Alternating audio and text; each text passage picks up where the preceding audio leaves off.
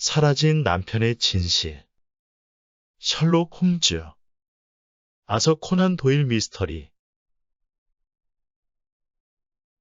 지금은 고인이 된 엘리아스 휘트니, 신학 박사는 세인트 조지 신학교의 총장이었지만 그의 동생인 아이사 휘트니는 아편에 심하게 중독되어 있었다. 내가 아는 바에 따르면 그 중독은 대학 시절 멍청한 장난으로부터 시작되어 점차 강력하게 되었다. 들킨시가 묘사한 중독 상태에서의 몽환적 느낌과 꿈, 환상에 대해서 읽은 그는 자신의 담배를 아편 팅크에 흠뻑 적셔서 비슷한 효과를 일으켜 보려고 시도했다. 그리고 아주 많은 사람들이 같은 경험을 하듯 그는 그 중독 성향을 유지하는 것이 제거하는 것보다 훨씬 쉽다는 것을 깨달았고 아주 오랜 세월 동안 그는 마약의 노예가 되어 살아왔다. 그리고 친구들과 가족들에게 그는 공포와 동정심이 혼합된 감정의 대상이 되어왔다. 이제 석고처럼 창백하면서 노란 얼굴과 축 처진 눈꺼풀, 바늘처럼 홀쭉한 뺨을 가진 채 안락의자에 파묻혀 있는 그를 볼 때마다 나는 고귀한 사람의 파멸과 타락을 떠올리게 된다. 1889년 6월의 어느 밤, 보통 사람들이라면 처음으로 하품으로 하고 시계를 바라볼 시간 즈음, 우리 집 현관에 초인종이 울렸다. 나는 안락의자에 앉아 있었고 아내는 무릎에 바느질거리를 올려놓고 있었는데 그녀가 약간 실망한 얼굴을 했다. 환자인 것 같아요. 그녀가 말했다. 아무래도 당신이 외출을 해야 할 일이겠군요. 매우 피곤하고 지친 하루를 마치고 집으로 돌아왔던 나는 투덜거리는 소리를 냈다. 현관문이 열리는 소리가 들렸고 서둘러 말하는 목소리들, 그리고 마룻바닥을 울리는 발걸음 소리가 들렸다. 우리 방의 방문이 열렸고 어두운 색 계열의 옷을 입은 여자가 검은 면사포를 쓰고 방 안으로 들어왔다. 이렇게 늦게 방문하게 된 것을 용서해 주세요. 그녀가 말을 시작하더니 갑자기 침착함을 잃고 앞으로 뛰쳐나왔다. 그리고 자신의 팔을 벌려 아내의 목을 감싸 안더니 어깨에 고개를 묻고 흐느끼기 시작했다. 아, 정말 큰 문제가 생겼어. 그녀가 외쳤다. 도움이 좀 필요한 일인 것 같아. 어머? 아내가 그녀의 면사포를 거두면서 말했다. 케이트 휘튼이구나. 얼마나 놀랐는지 알아, 케이트. 처음 방 안으로 들어왔을 때 너일 줄은 상상도 하지 못했어. 나는 뭘 어떻게 해야 할지 알 수 없었어. 그래서 바로 너한테 달려온 거야. 항상 그래왔던 일이었다. 슬픔에 빠진 사람들은 의뢰 아내에게 달려왔다. 마치 불빛을 보고 날아오는 새들처럼. 이렇게 나한테 오다니 잘했어. 이제 와인과 물을 조금 마셔. 그리고 여기 편하게 앉아서 무슨 일인지 나한테 이야기해봐. 혹시 제임스는 먼저 자러 가라고 부탁하는 것이 낫겠니? 아니, 아니야. 의사 선생님의 충고와 도움도 필요해. 아이사에 대한 이야기야. 지난 이틀 동안 남편이 집에 들어오지 않았어. 그래서 나는 겁에 질리기 시작했어. 그녀가 자신의 남편의 문제에 대해서 우리 부부에게 이야기한 것은 그때가 처음은 아니었다. 그녀는 나에게는 의사로서, 아내에게는 오랜 친구이자 학교 동창으로서 남편에 대해서 이야기하곤 했다. 우리는 찾을 수 있는 모든 단어들을 동원해서 그녀를 위로하고 진정시키려고 노력했다. 그녀는 자신의 남편이 어디에 있는지 알고 있을까? 우리가 그녀의 남편으로 가정으로 되돌려 보낼 수 있을까? 그런 듯 보였다. 그녀는 남편이 최근까지 어디에 있었는지에 대해서 확실한 정보를 가지고 있었다. 중독으로 인한 발작이 일어날 때면 그는 런던의 동쪽 먼 지역에 있는 아편구를 활용하곤 했다. 보통 그곳에서 그의 활락은 하루 이내에 마무리되었고 저녁이 되면 뒤틀린 몸에 멍한 정신을 겨우 부여잡고 집으로 돌아오곤 했다. 하지만 이번에는 아편의 마법이 그에게 48시간 이상 머물렀고 부두의 쓰레기 같은 인간들 사이에 누워서 아편에 중독된 숨을 내쉬거나 아편의 효과가 사라지는 것을 못 이겨 잠을 자고 있는 것 같았다. 어퍼 스완댐 가의 위쪽 골드바라는 아편 굴에서 그를 찾을 수 있을 것이라고 그녀는 확신하고 있었다. 하지만 그녀가 무엇을 할 수 있었겠는가? 소심한 젊은 여자가 그런 장소에 들어가서 불량배들에 둘러싸인 남편을 깨워서 데리고 나올 수 있겠는가? 여기 바로 한 가지 문제가 있었고 당연히도 그 문제를 해결하는 방법은 단 한 가지였다. 내가 그녀를 데리고 그곳으로 가면 될까? 그리고 두 번째 생각이 떠올랐다. 그녀가 우리 집으로 온 이유가 무엇이었을까? 나는 아이사 휘트니의 주치의였고 나로서는 그에게 영향력을 행사할 권리와 의무가 있었다. 혼자서 그곳으로 가는 것이 훨씬 더 나은 방법이었다. 그래서 나는 그녀에게 약속했다. 만약 그녀가 나에게 준 주소에 그가 정말로 있다면 2시간 안에 마차에 그를 태워서 집으로 보내겠다고 약속했다. 그리고 10분 후 나는 안락의자에서 일어나 체리나무로 꾸며진 거실 밖으로 나왔다. 그리고 이상한 심부름 거리를 가지고 1인승 마차를 잡아타고 동쪽으로 달렸다. 그 당시에도 그 일은 이상하게 느껴졌으며 결국 미래는 나에게 그 일이 얼마나 이상하게 흘러갈 수 있는지 보여줬다. 하지만 나의 모험의 첫 번째 부분에는 큰 어려움이 없었다. 어퍼 스완댐 가는 런던 다리의 동쪽 강변을 따라서 북쪽에 줄지어 서 있는 부둣가 뒤쪽에 자리한 어두침침하고 기분 나쁜 좁은 골목이었다. 싸구려 옷가게와 술집 사이로 가파른 경사의 계단이 연결되어 있었고 그 계단은 동굴의 입구처럼 보이는 어두운 틈 사이로 빨려 들어갔다.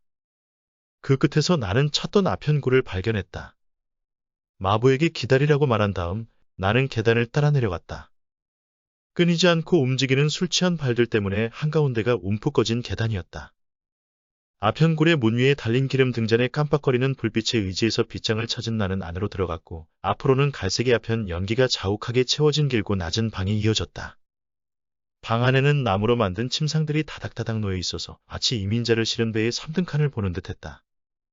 어둑한 공기를 똑바로 바라보자 이상하고 기괴한 자세로 누워있는 몸체들과 굽은 어깨들, 꺾인 무릎들, 과하게 뒤로 젖혀진 머리들, 하늘을 향해 들린 턱들이 희끗희끗 보였다.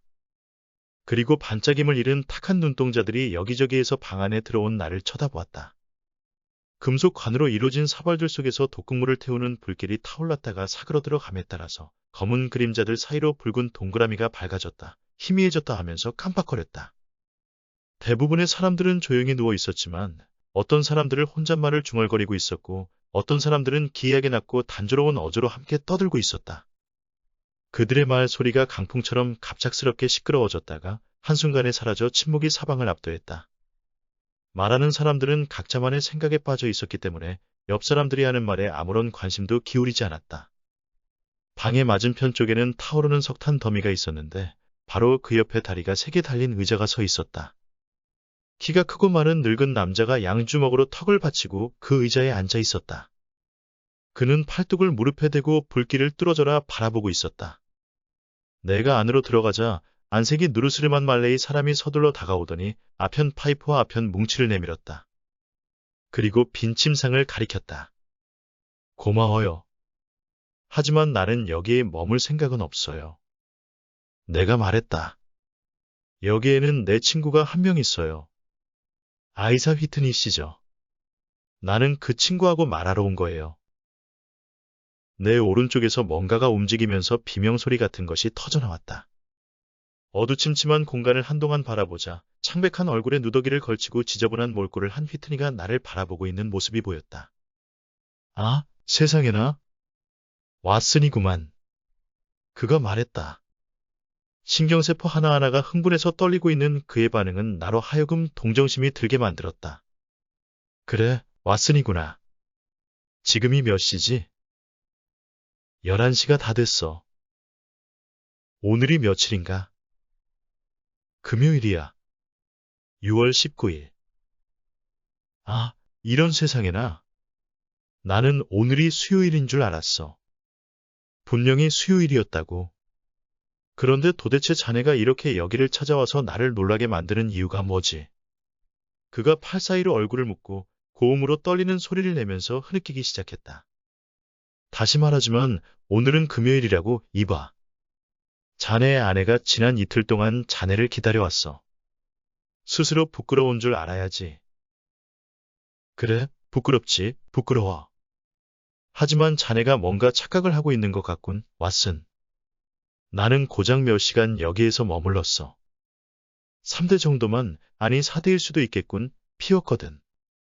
그래, 정확히 몇 대인지는 모르겠어. 하지만 자네하고 같이 집으로 갈 거야. 케이트를 놀라게 할 수는 없어. 불쌍한 케이트. 그래, 손을 좀 내밀어봐.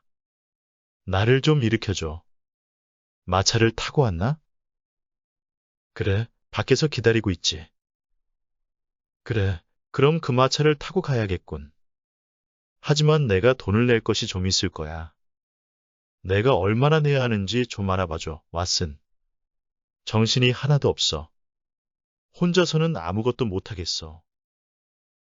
두 줄로 늘어서 있는 침상들 사이에 있는 좁은 틈을 따라서 나는 그 방 안쪽으로 걸어 들어가면서 그 아편 굴의 지배인을 찾았다. 그러는 사이 감각을 마비시키는 마약의 사악한 연기를 들이마시지 않기 위해서 숨을 참아야만 했다. 그러던 중 화로 곁에 앉아있는 키가 큰 남자를 지나치는 순간 그가 갑자기 내 바지 아래쪽을 잡으며 낮은 목소리로 속삭였다. 그냥 내 옆을 지나쳐서 가. 그 다음에 뒤돌아서 나를 봐. 그 단어들이 내 귀에 아주 또렷하게 들렸고 나는 아래를 훑어보았다.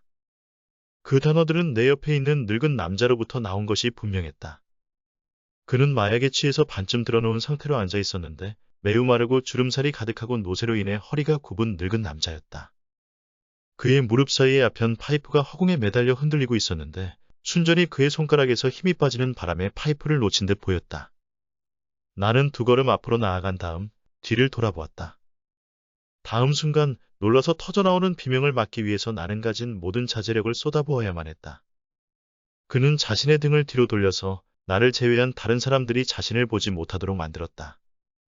그의 등이 곧게 펴졌고 주름살이 모두 사라졌고 멍한 눈동자는 다시 활기를 되찾았다. 화로 옆에 앉아서 나를 향해서 미소 짓고 있는 사람은 놀랍게도 셜록 홈즈 그 자신이었다. 그는 나에게 다가오라는 작은 몸짓을 했고 바로 이어서 고개를 돌려서 근처의 사람들을 살핀 다음 다시 노인처럼 입술을 오므리더니 경련을 일으켰다. 홈즈. 내가 속삭였다. 도대체 이 아편 굴에서 뭘 하고 있는 거야? 최대한 목소리를 죽여. 그가 대답했다. 내 귀는 상당히 예민하니까 작게 이야기해도 다 들을 수 있어. 자네의 흐리멍덩한 친구를 여기에서 데리고 나가주는 큰 친절을 베풀어준다면 자네하고 잠깐 이야기를 할 시간이 있을 거야. 바깥에 마차를 대기시켜 놓고 있어. 그렇다면 제발 그를 마차에 태워서 집으로 가게 해. 자네는 그 친구를 믿어도 될 거야. 범죄나 잘못된 행위에 연루되기에는 너무나도 무기력하고 약에 찌든 상태거든. 그리고 마부를 통해서 자네의 아내에게 소식을 전하는 것이 좋겠어. 나하고 갑자기 만나게 되어서 처리할 것이 있다고 해. 자네가 바깥에서 기다린다면 5분 후에 자네하고 만날 수 있어. 사실 셜록 홈즈가 부탁하는 그런 종류의 일들을 거부하는 것은 언제나 어려웠다. 왜냐하면 그의 부탁은 매우 단정적이었고 뭔가에 숙련된 사람의 조용한 분위기와 함께 제한되었기 때문이었다. 그렇기는 하지만 나는 휘트니가 마차 안에 안전하게 자리를 잡기만 하면 그날 밤 해야 할 임무를 모두 수행하는 것이라고 생각했다. 그리고 그날 밤의 남은 시간에 있어서 나는 언제나 특이한 사건에 관련되는 내 친구와 함께하는 것이 가장 좋은 사용 방법이었다.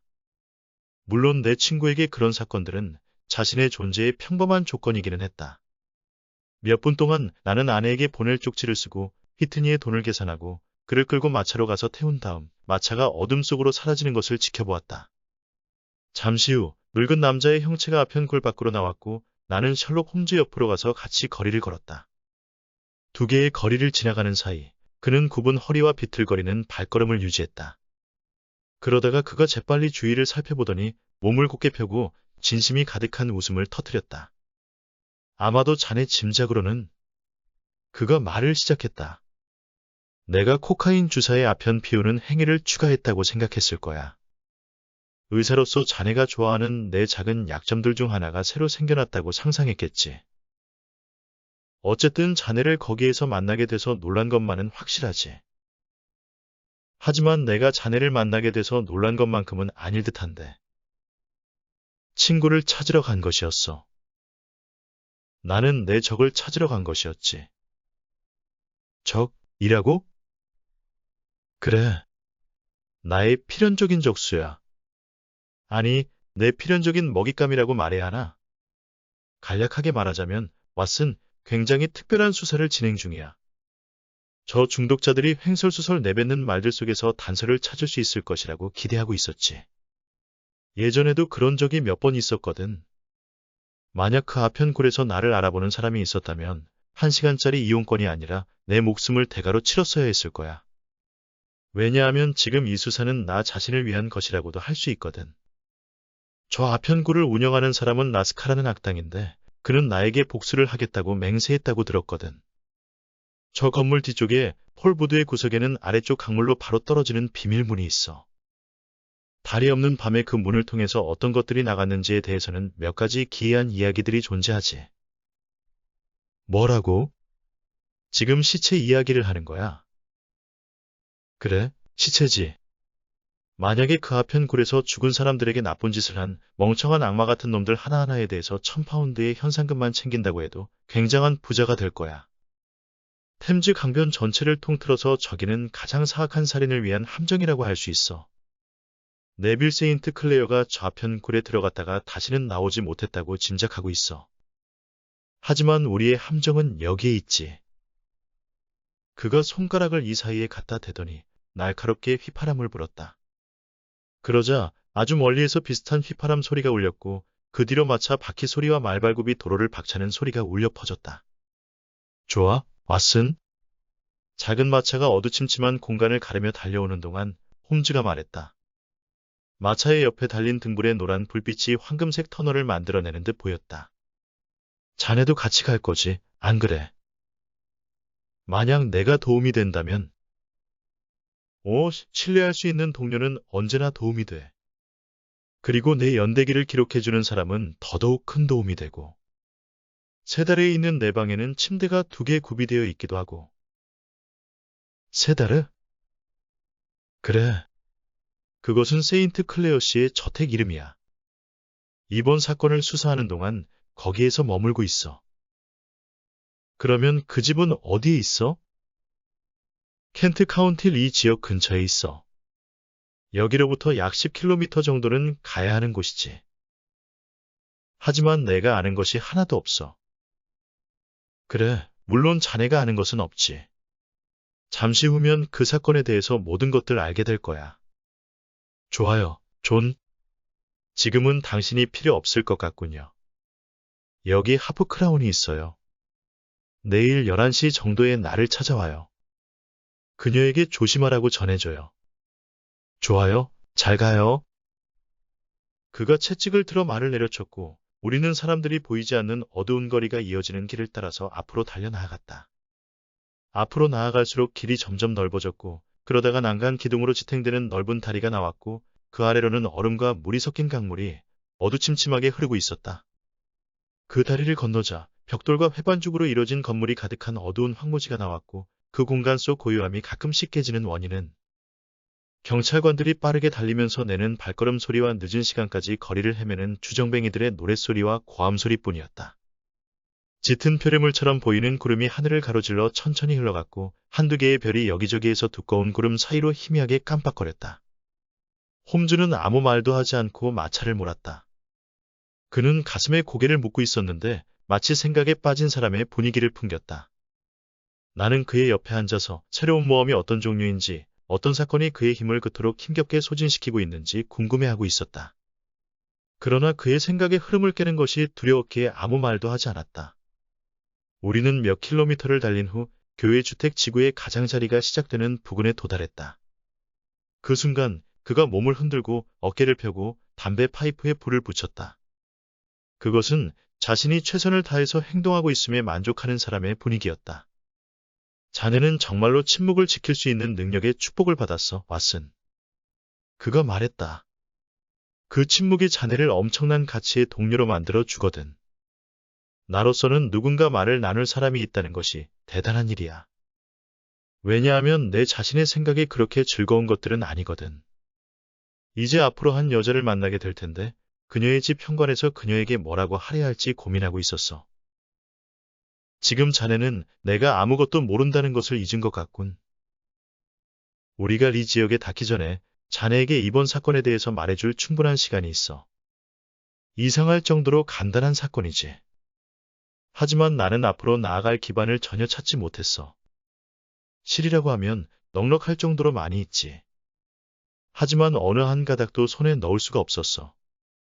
이제 자네에게 이번 사건에 대해서 간략하고 명료하게 이야기할게, 왓슨. 어쩌면 내 입장에서는 사방이 어두운 것처럼 보이지만 자네라면 불꽃을 볼 수 있을 거야. 이야기를 계속해봐. 몇 년 전, 정확하게 이야기하자면 1884년 5월, 네빌 세인트 클레어라는 이름의 신사가 이 지역으로 이주했어. 엄청난 돈을 가진 사람으로 보였지. 그는 커다란 저택을 사고 정원을 아주 멋지게 꾸몄고 아주 훌륭한 태도로 좋은 삶을 살았지. 점차 그는 이웃에서 친구들을 사귀었고 1887년 그는 지역의 양조업자의 딸과 결혼했어. 그리고 지금까지 두 아이를 낳았지. 그는 직업이 없었지만 여러 회사의 사업 지분을 가지고 있었고 규칙적으로 아침이면 런던 시내로 갔다가 매일 오후 5시 14분이 되면 캐논가로 돌아왔어. 세인트 클레어 씨는 이제 37살이고 온화하고 균형 잡힌 습관과 취미를 가졌고 좋은 남편이고 다정한 아버지이고 아는 모든 사람들에게서 애정을 받은 사람이지. 그리고 덧붙일 것은 지금 이 순간 그의 전체 빚은 우리가 지금까지 확실하게 조사한 바에 따르면 약 88파운드 정도야. 반면에 그는 캐피탈 앤 카운티스 은행에 220파운드의 현금 예금을 가지고 있지. 따라서 돈 문제가 그의 마음속에서 부담으로 작용할 것이라고 생각할 이유는 없는 것이지. 지난 월요일 네빌 세인트 클레어 씨는 평소보다 일찍 시내로 나갔어. 집에서 나가기 전에 그는 그날 처리해야 할 중요한 일이 2개 있다는 말을 했고 그리고 아이를 위해서 장난감 벽돌을 한 상자 사오겠다고 했어. 그런데 더할 나위 없이 이상하게도 그의 아내가 같은 날 아침 전보를 받았어. 그가 나간 직후에 도착한 전보에는 값비싼 물건이 들어있는 소포가 에버딘 운송회사의 사무실에 도착했다는 사실이 적혀 있었지. 그녀는 그 소포를 기다리던 중이었지.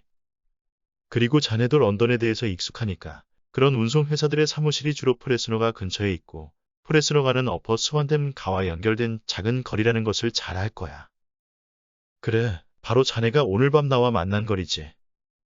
세인트 클레어 보이는 점심 식사를 하고 런던 중심가로 출발했어. 몇 가지 물건을 하고 운송회사의 사무실로 가서 소포를 받았고 정확히 4시 35분에 어퍼 스완댐 가를 걸어가고 있었어. 기차역으로 돌아가던 길이었지. 지금까지 모두 이해가 되지? 그래, 아주 명료해. 그리고 자네가 기억하고 있다면 이번 월요일은 심할 정도로 더웠어.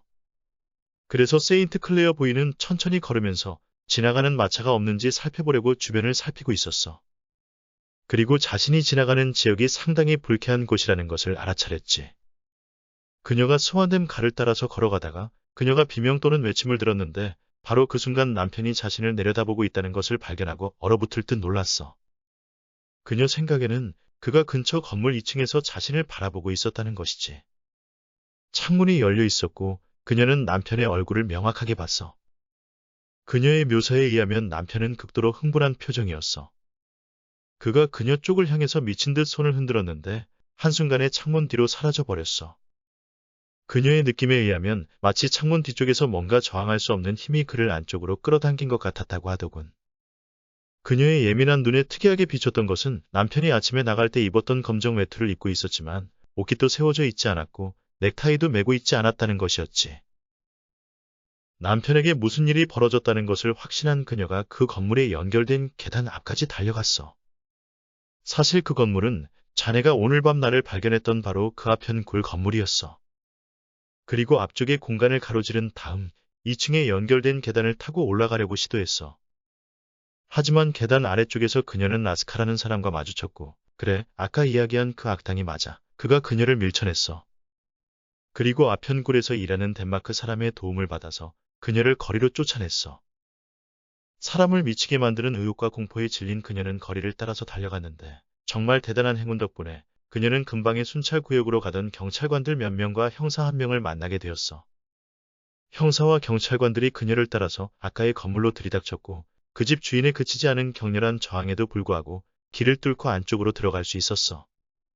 그리고 세인트 클레어 씨가 마지막으로 목격되었던 방까지 올라갔지. 거기에 그의 흔적은 없었어. 사실 건물의 그 층 전체에는 아무도 없었고 다만 기괴한 외모를 가진 불구자 거지 한 명만이 살고 있는 듯 보였어. 그리고 그 노숙자와 라스카 모두 그날 오후 내내 그곳에 왔던 사람은 전혀 없었다고 맹세했어. 그들의 맹세가 너무 강력했기 때문에 형사는 뒤로 물러나서 세인트 클레어 부인이 헛것을 본 것이라고 믿게 되었지. 그런데 바로 그때 그녀가 비명을 지르면서 방 한가운데 있던 탁자 위의 작은 상자 앞으로 달려가서 그 뚜껑을 찢어서 열었어.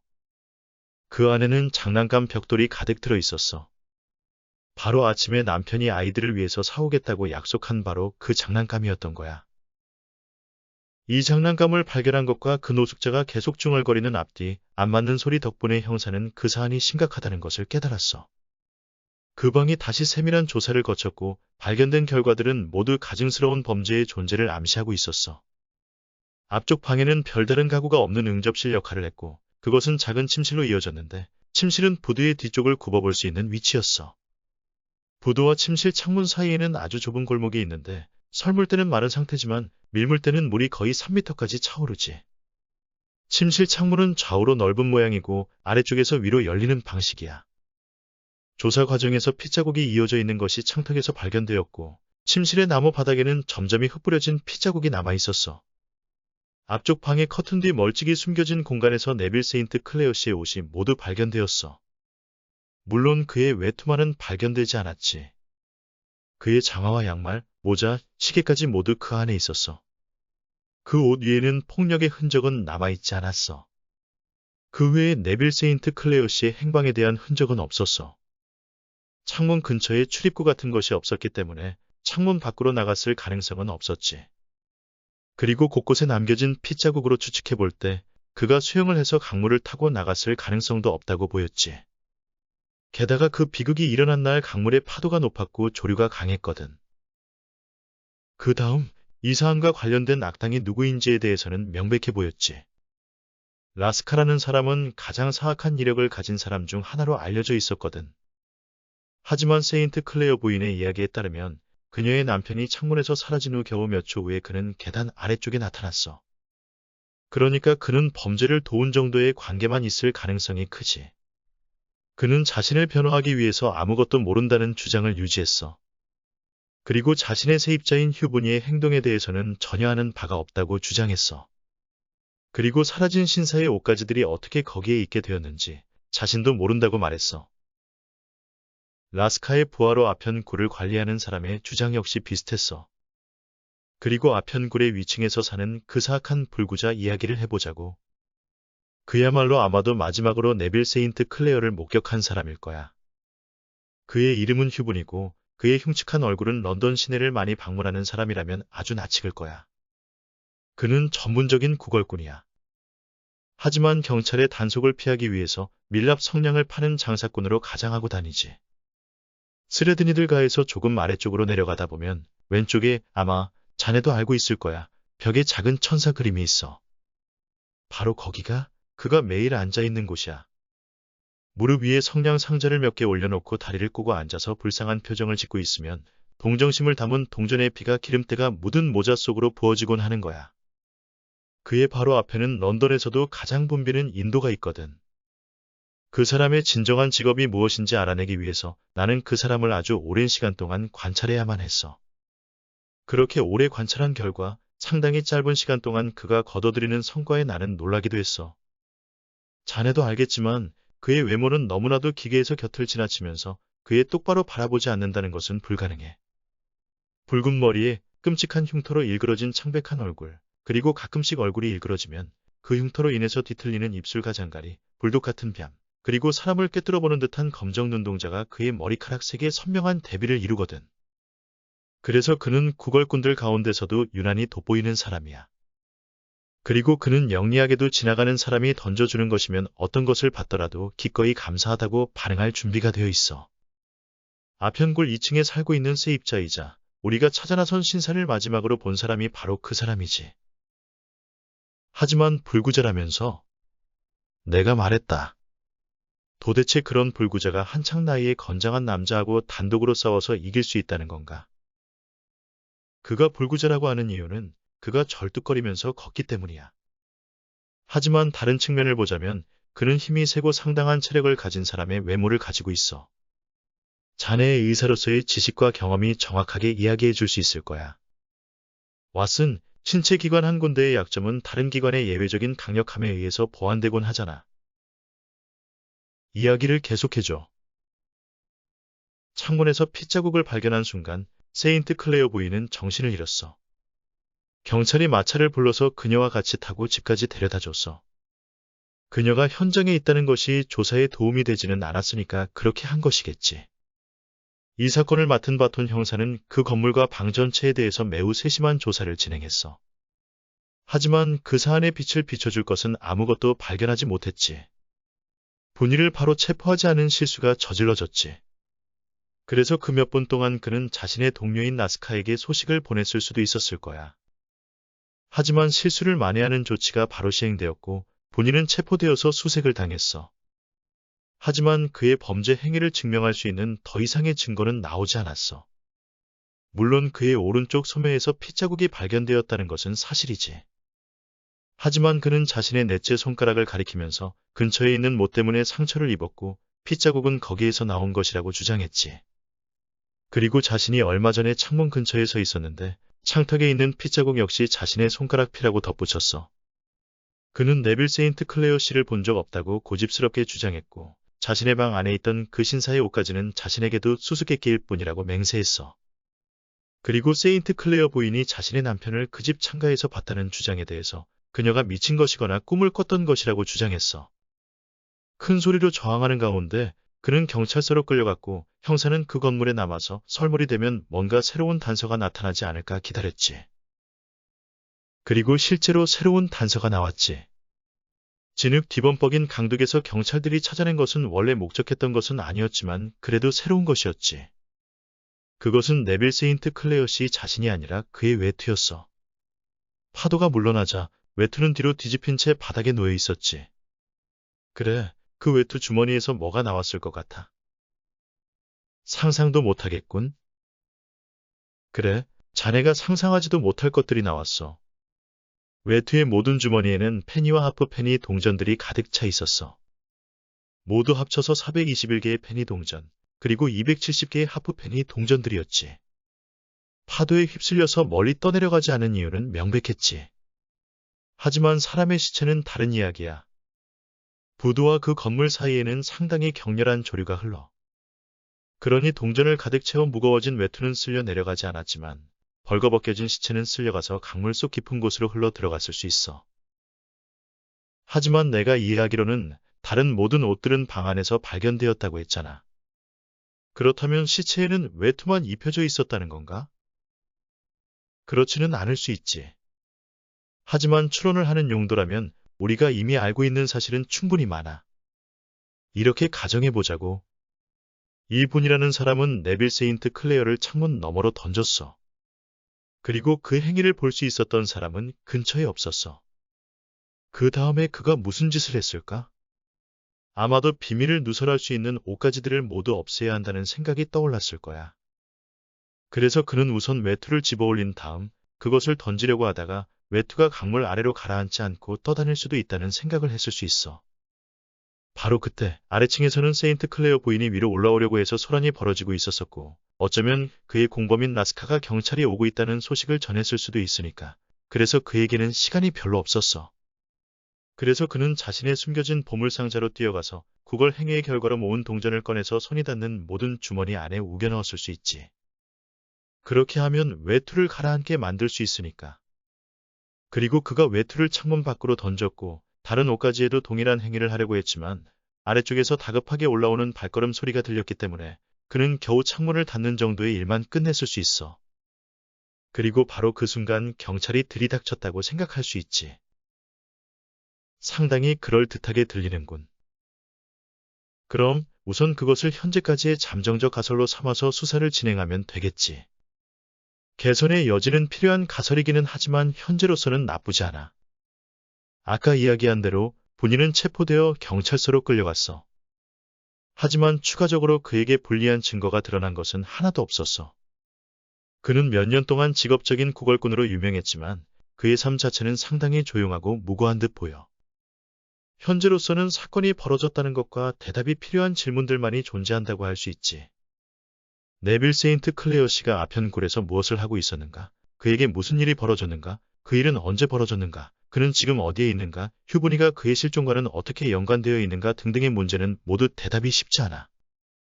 내가 경험했던 사건들 중에서 처음에 보기에는 매우 단순했지만 실제로는 이런 어려움을 내재했던 사건을 기억할 수 없다고 고백하겠어. 셜록 홈즈가 그 특이한 사건의 나머지 상세한 사항들에 대해서 이야기를 하는 동안 우리는 거대한 도시의 근교를 향해서 나아갔다. 런던의 마지막 집들이 우리 뒤로 멀어져 갔고 우리 양옆으로 시골의 울타리가 펼쳐지기 시작했다. 그가 이야기를 모두 마쳤을 때 우리는 서로 멀리 떨어진 마을을 2개 통과했고 몇 개의 창문 불빛이 희미하게 반짝였다. 이제 우리는 리의 외곽 지역에 들어선 거야. 내 친구가 말했다. 이 짧은 마차 여행을 통해서 우리는 3개의 교회 지역을 통과한 것이지. 미드레섹스에서 시작해서 서레이의 모서리 부분을 지나서 마침내 켄트에 도착했어. 저기 나무 사이로 보이는 불빛이 보여? 저것이 세다르 저택이야. 아마도 저 불빛이 흘러나오는 등불 옆에는 근심에 젖은 여자가 한 명 앉아 있을 거야. 그녀의 긴장한 귀에는 우리 마차를 끄는 말의 발굽소리가 들렸을 것이라고 거의 확신할 수 있거든. 하지만 왜 이 사건 수사를 베이커 가의 자네 방에서 진행하지 않는 거야? 내가 물었다. 왜냐하면 바로 여기에서 진행해야 할 수사 사항들이 많기 때문이야. 세인트 클레어 부인은 나에게 방을 2개나 내주는 친절을 베풀어줬어. 그리고 그녀가 내 친구이자 동료를 기꺼이 환영할 것이라고 확신하면서 안심해도 좋을 거야. 하지만 그녀의 남편에 대한 소식이 없을 때 그녀를 만나는 것이 정말 싫어, 왓슨. 여기 다 왔군. 그래, 저기, 우리는 고유의 커다란 정원 위에 서 있는 거대한 별장 모양의 저택 앞에 마차를 세웠다. 마구간직이 소년이 달려나와서 말을 고삐를 잡았고 아래쪽으로 끌었다. 나는 홈즈를 따라 마차에서 내려서 자갈이 깔린 굽은 길을 따라서 집 앞까지 걸어갔다. 우리가 현관문 앞으로 다가가는 사이 문이 열리고 작은 금발 머리의 여자가 문 앞에 나타났다. 그녀는 일종의 견사가 섞인 모슬린 천의 옷을 입고 손목과 목 주위에는 풍성한 분홍색의 시폰 천 장식을 달고 있었다. 집 한쪽에서 흘러나오는 불빛의 홍수를 배경으로 그녀의 몸이 윤곽선을 그렸다. 한 손은 현관문을 잡고 있고 다른 손은 격앙된 감정으로 반쯤 들어올린 채였다. 그녀는 몸을 살짝 굽혀 머리와 얼굴을 앞으로 내밀고 열정적인 눈동자로 입을 살짝 벌리고 뭔가는 묻는 듯한 자세였다. 그래서요? 그녀가 외쳤다. 그래서요? 그러더니 그녀가 우리 2명을 보더니 희망에 찬 환성을 질렀다. 그러나 내 친구가 고개를 흔들고 어깨를 움찔거리는 것을 바라보더니 그 환성은 흐느낌 같은 것을 변했다. 좋은 소식은 없는 건가요? 없습니다. 나쁜 소식도요? 없습니다. 그것에 대해서는 정말로 주님께 감사해야겠군요. 오늘 힘든 하루였을 테니 많이 고생하시고 지치셨을 거예요. 여기 이 사람은 제 친구인 왓슨 박사입니다. 이 친구는 많은 사건에서 나에게 필수적인 도움을 주곤 했습니다. 그리고 운이 좋았던 덕분에 이 친구를 데리고 와서 사건 수사에 도움을 받을 수 있게 되었습니다. 뵙게 돼서 반갑습니다. 그녀가 내 손을 따뜻하게 잡으면서 말했다. 저희 집의 준비가 부족하더라도 너그럽게 용서해 주시리라고 믿어요. 갑자기 저희에게 벌어진 불행한 사건을 고려하신다면 그래 주시리라고 생각해요. 친애하는 부인. 내가 말했다. 저는 오랜 세월 전쟁에 다녀온 군인 출신입니다. 그리고 그렇지 않았다고 하더라도 사과하실 필요가 전혀 없다는 것이 명백해 보입니다. 제가 조금이나마 도움된다면 당신께나 여기 제 친구에게나요. 진심으로 기쁘겠습니다. 그래요. 이제 셜록 홈즈 씨. 그 집의 부인이 우리를 데리고 환하게 불이 밝혀진 식당 안으로 들어갔고 식탁에는 차갑게 먹는 스타일의 요리가 풍성하게 차려져 있었다. 당신에게 한두 가지 간단한 질문을 여쭙고 싶어요. 그리고 아마도 당신께서는 아주 간단하게 대답해 주실 수 있을 거라고 믿어요. 뭐든지요, 부인. 제 감정이나 기분에 대해서는 크게 신경 쓰지 말아주세요. 나는 신경증이 있는 것도 아니고 쉽게 기절을 하지도 않아요. 나는 그냥 당신의 진정한 의견을 듣고 싶은 것뿐이에요. 어떤 점에 대해서 말씀이신가요? 당신의 진정한 가슴에서 우러나온 말을 저에게 해주세요. 당신 생각에는 네빌이 아직도 살아있으리라고 생각하시나요? 셜록 홈즈는 그 질문에 매우 당황한 듯 보였다. 솔직히요. 바로 지금 대답해 주세요. 그녀가 양탄자 위에 꼿꼿하게 서서 그를 절실한 시선으로 바라보면서 반복했다. 그가 팔걸이에 손을 올리고 몸을 안락이자 뒤로 묻었다. 그렇다면 솔직히 말해서 부인, 그렇게 생각하지 않습니다. 당신은 그가 죽었다고 생각하는 건가요? 그렇습니다. 살해당했다고 생각하시나요? 그렇게 말하지는 않겠습니다. 아마도. 그렇다면 언제 그는 죽음을 맞이하게 된 것인가요? 월요일이에요? 그렇다면 아마도요, 홈즈 씨, 당신이라면 오늘 내가 어떻게 해서 그의 편지를 받게 되었는지 설명해 주실 수 있겠죠? 셜록 홈즈가 의자에서 벌떡 일어나 앞으로 뛰쳐나왔다. 마치 감전된 사람처럼. 뭐라고요? 그가 소리 질렀다. 그래요, 오늘요. 그녀가 미소를 지으며 허공에 한 장의 종이를 들어 올렸다. 그것을 좀 봐도 되겠습니까? 당연하죠. 그가 흥분한 손길로 그녀에게서 편지를 낚아챘고 그것을 식탁 위에 잘 펼친 후 등불을 가져와서 옆에 두고 자세하게 조사했다. 나는 의자에서 일어나서 그의 어깨 너머로 그 편지를 면밀하게 살폈다. 봉투는 매우 거친 재질의 종이였고 그레이브샌드 우체국 소인이 찍혀 있었다. 소인의 날짜는 바로 그날 날짜였거나 혹은 바로 그 전날 날짜였다. 자정이 넘은 시간이어서 환한 불빛 속에서도 소인 속 날짜를 알아보는 것은 쉽지 않았다. 매우 거친 필체군요. 홈즈가 중얼거렸다. 분명히 이 봉투 위 필체는 당신 남편의 필체는 아니겠죠? 그렇죠, 부인? 아닌 것이 맞아요. 하지만 안에 든 종이의 필체는 남편 것이에요. 그리고 이 봉투의 주소를 적은 사람이 누구든 간에 그 사람은 정확한 주소를 물어봤어야만 했다는 것이 보이는군요. 그것을 어떻게 아실 수 있는 건가요? 당신도 잘 보시겠지만 여기 이 이름은 완벽하게 검은 잉크로 쓰여져서 제대로 말랐습니다. 하지만 나머지 부분은 약간 회색빛을 띠고 있죠.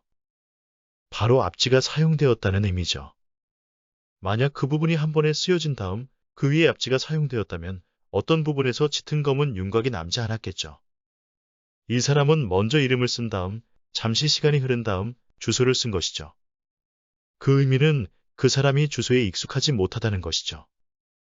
물론 사소한 부분이기는 합니다만 사소한 것들만큼이나 중요한 것도 없습니다. 이제 안에 든 편지를 살펴보도록 하죠.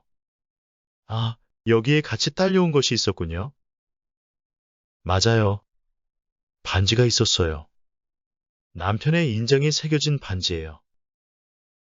그리고 이 필체가 남편분의 필체라는 것을 확신하시나요?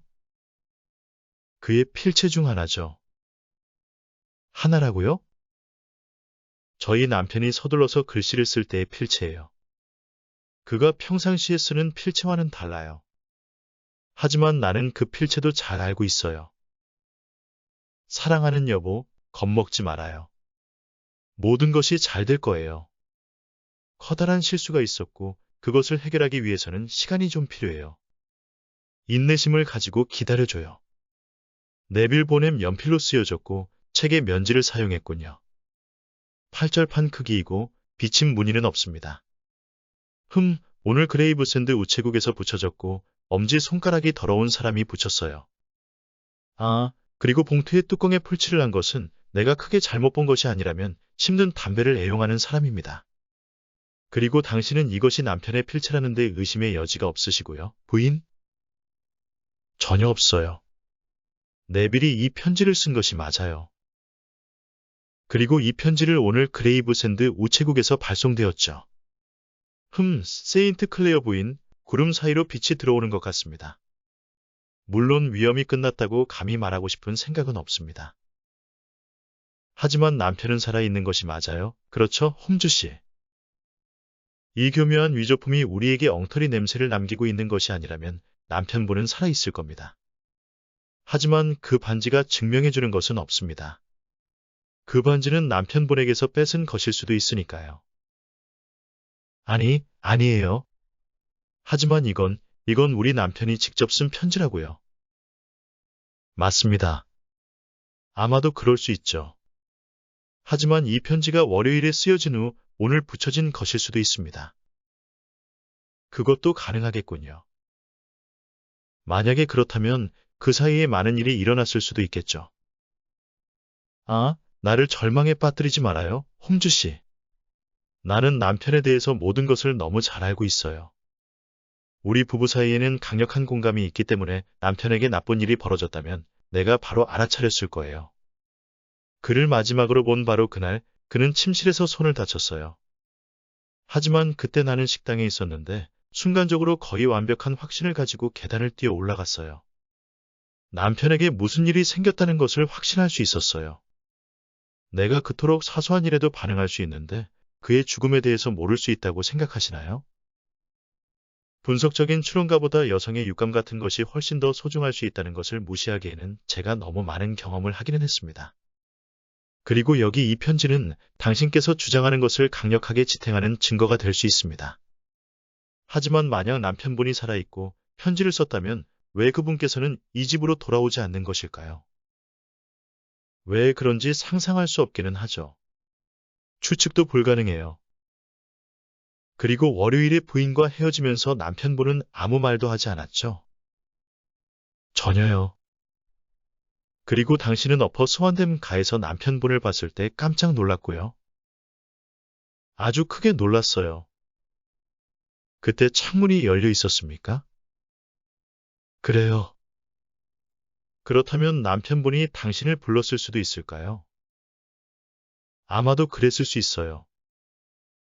어쩌면 제가 생각하기로는 그는 뭔가 알 수 없는 비명 같은 것을 질렀을 수도 있겠죠?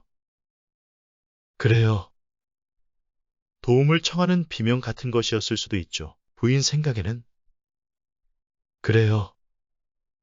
그가 손을 흔들었어요. 하지만 그것은 단순한 놀람의 비명이었을 수도 있습니다. 기대하지 못한 것에서 당신을 본 것이 그로 하여금 손을 들고 흔들게 했을 수도 있습니다. 그것도 가능하죠.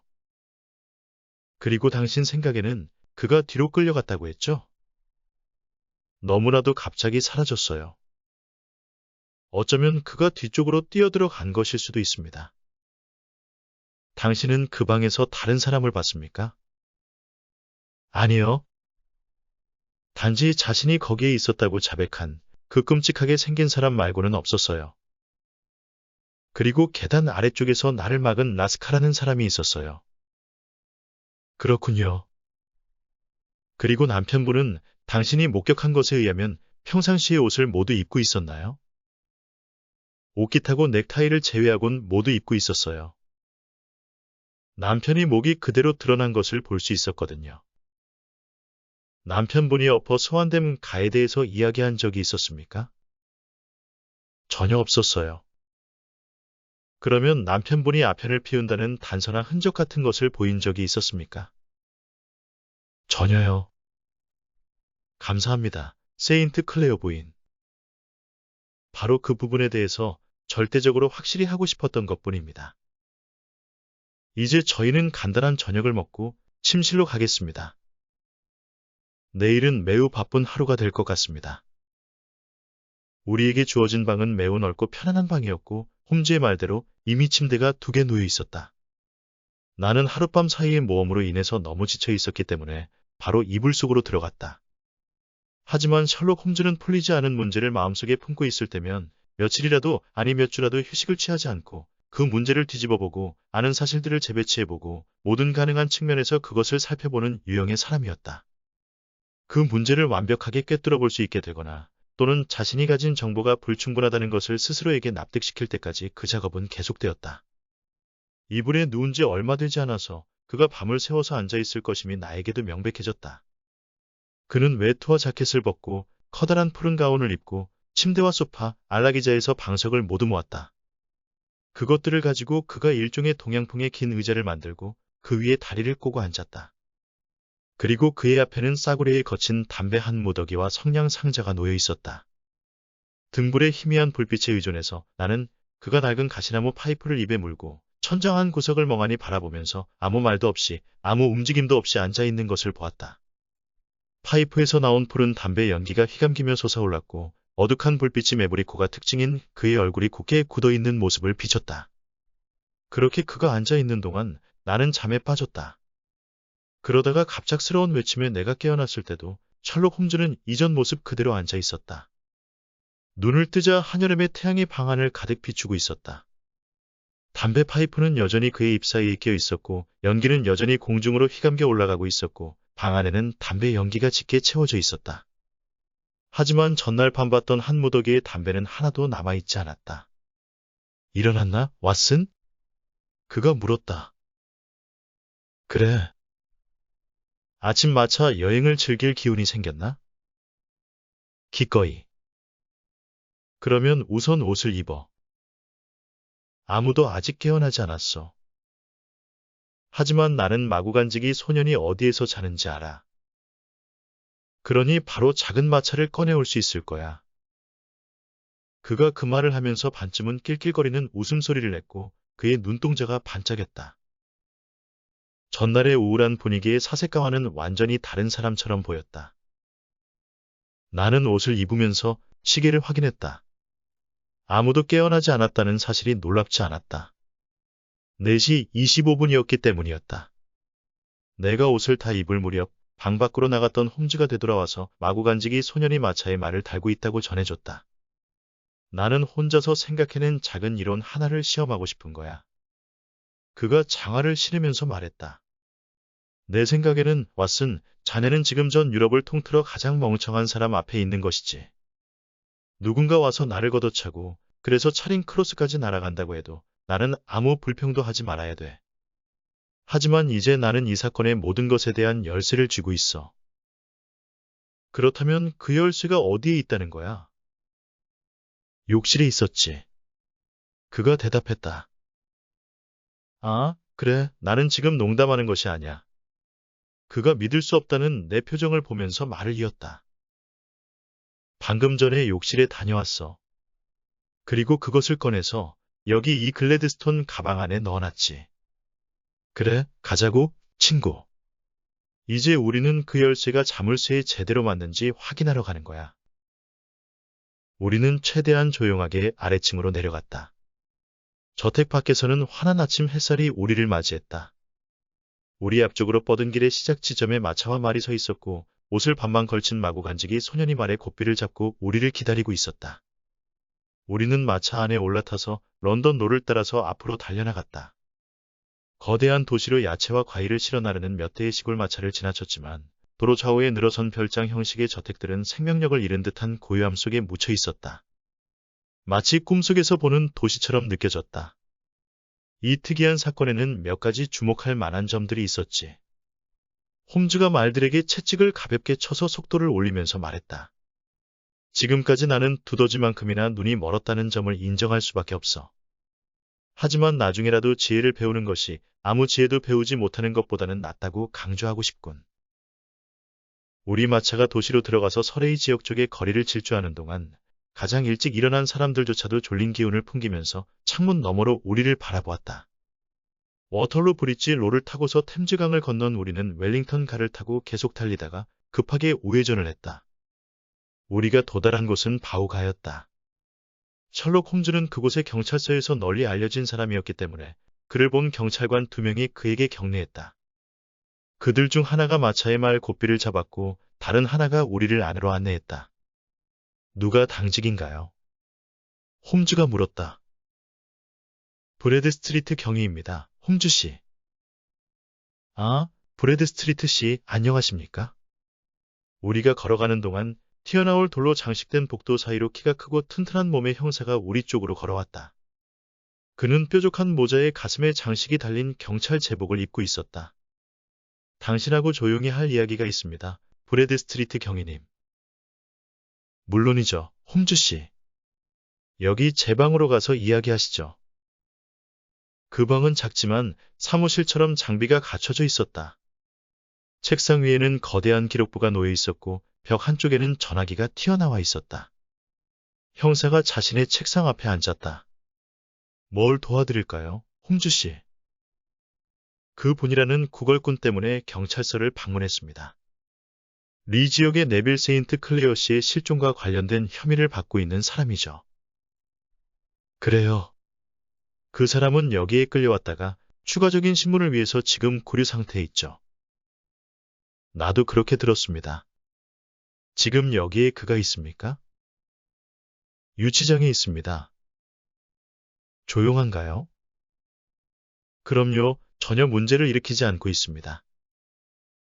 하지만 그 친구는 아주 더러운 친구죠. 더럽다고요? 그래요. 우리가 할 수 있었던 것은 그로 하여금 손을 씻게 하는 것이 전부였습니다. 그는 석탄 광부만큼이나 검은 얼굴을 하고 있어요. 그래요. 그의 혐의가 확정되면 그는 규칙에 정해진 대로 죄수로서 목욕을 하게 될 겁니다.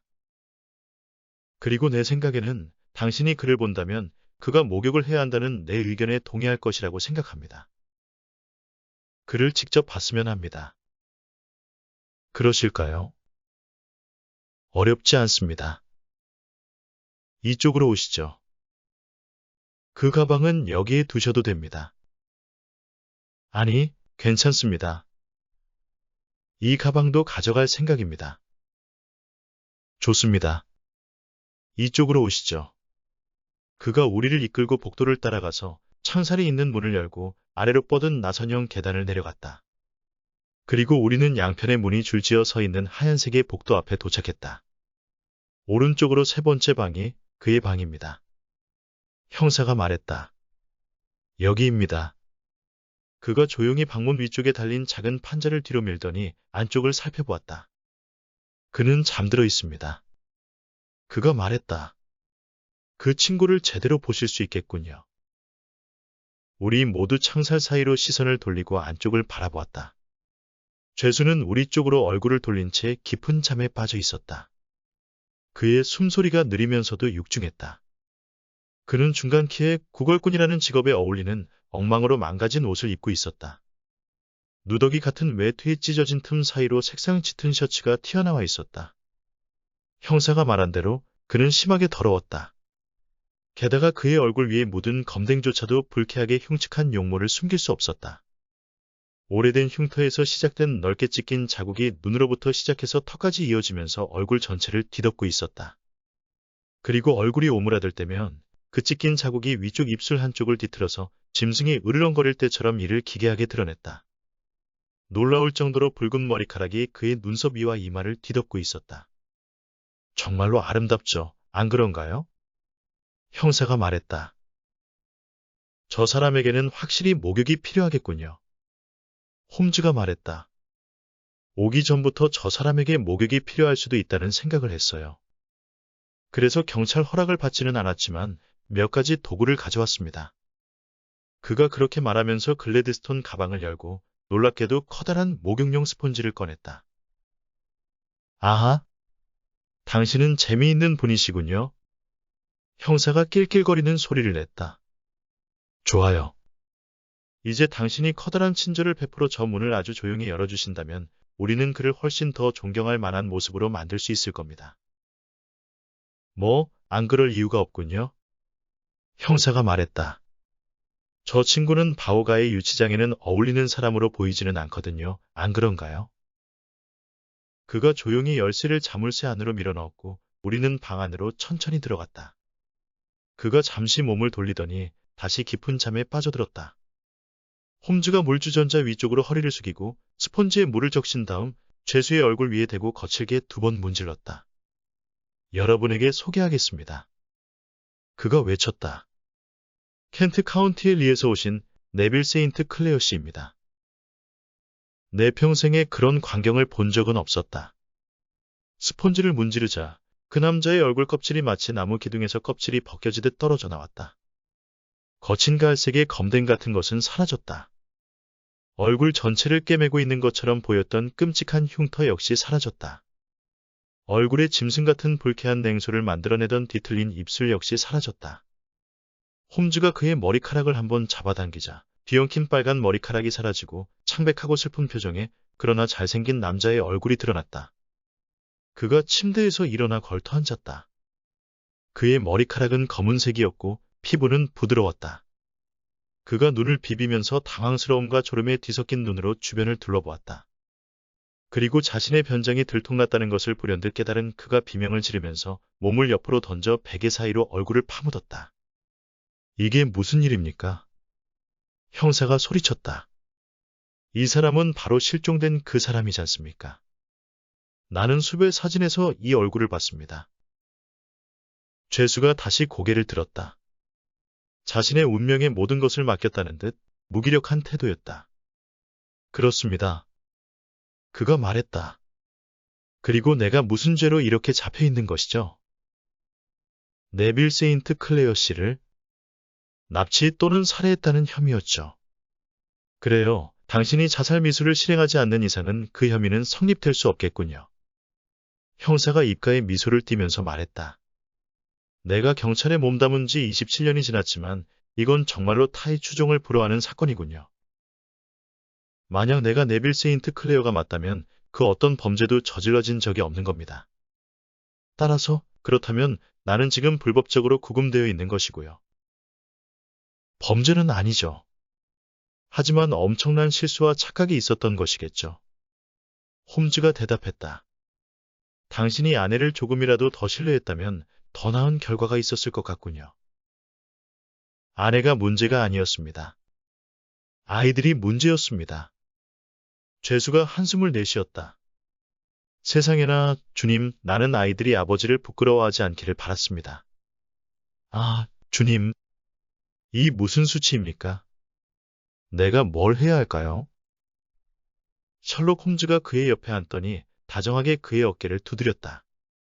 만약 모든 사건을 깨끗하게 처리하기 위해서 형사법 법정에 모든 것을 맡긴다고 하면 그가 말했다. 사람들에게 알려지는 것을 피하는 것은 거의 불가능할 겁니다.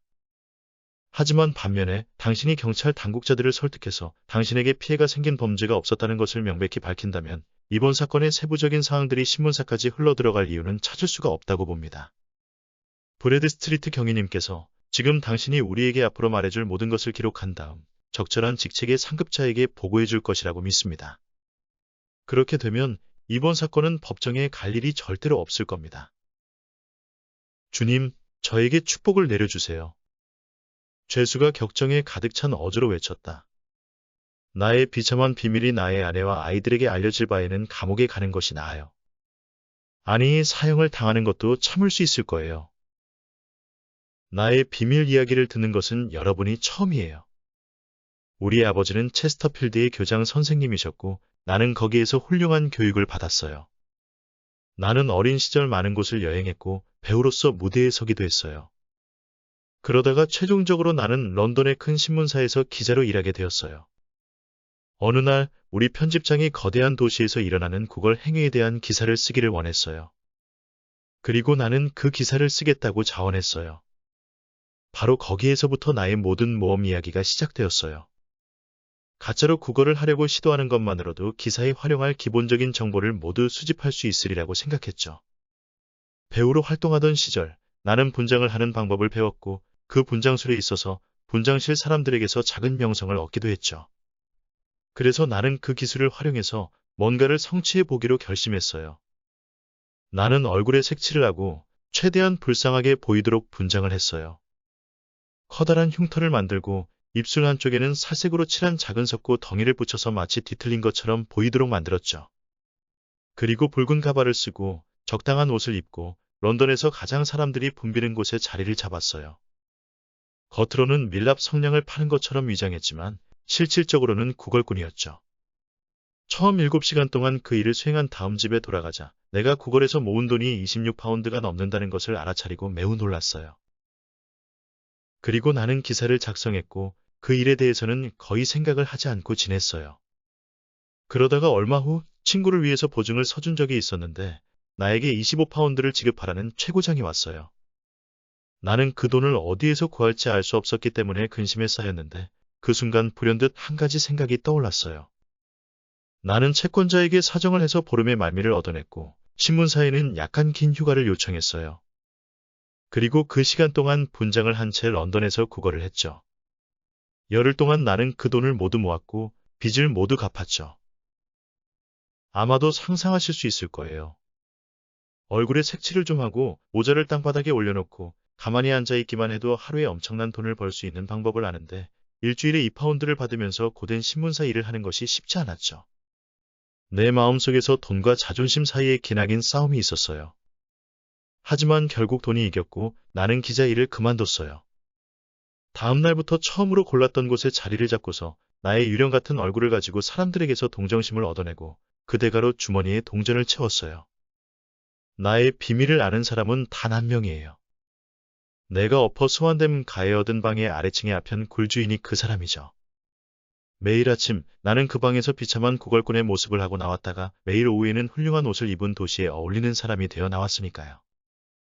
라스카라는 사람은 그 방에 대해서 충분한 집세를 받았기에 그가 내 비밀을 금고에 감춘 것처럼 잘 지킬 것임을 알고 있었죠. 그리고 얼마 지나지 않아서 나는 상당한 양의 돈을 저축할 수 있다는 것을 깨달았어요. 그러니까 지금 내 말은 런던의 한 거리에서 구걸하는 사람이라면 모두 1년에 700파운드를 벌 수 있다는 소리는 아니에요. 물론 그 돈조차도 나의 평균 수입보다 못 미치지만요. 다만 나는 분장에 있어서 놀라운 재능을 가지고 있었고 사람들을 대하는 태도에 있어서 지혜로움을 보여줄 수 있었죠. 그리고 그 기술은 시간이 흐르고 경험이 쌓이면서 더욱 능숙해졌고 나는 런던에서 상당히 유명한 구걸꾼이 되었죠.